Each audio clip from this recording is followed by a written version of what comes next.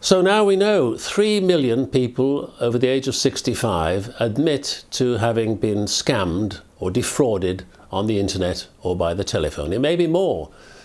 People may be too embarrassed to admit to it. So what are Santander's top tips for avoiding becoming a victim? First of all, security details. That's what the scammers and the crooks want from you. Never give these out in full. Keep your security details to yourself under all circumstances. Now, telephone fraud. This is increasingly prevalent. What happens is someone calls you, wants details from you that can cost you dearly if you give them, but he's very persuasive and he says, well, call this other number and they will verify that I am who I say I am. Now what happens, they don't hang up, but you do and dial the other number.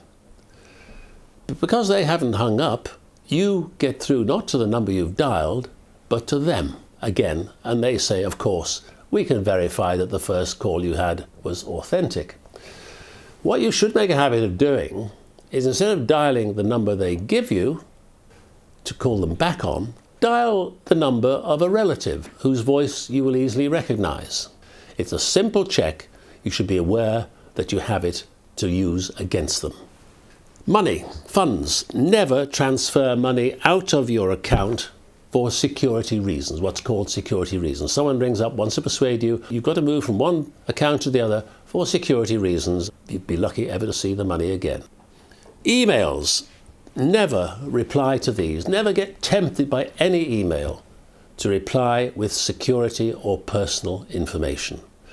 They want to steal your identity. Once they've got your identity, they can open accounts in your name, credit card accounts. They can get into your accounts. Remember, let your bank know when your contact details change. Any change in your circumstances, notify the bank. There's lots more information, of course, which you should be aware of, and I strongly advise you to get into the Santander website, www.santander.co.uk. You'll find it very helpful.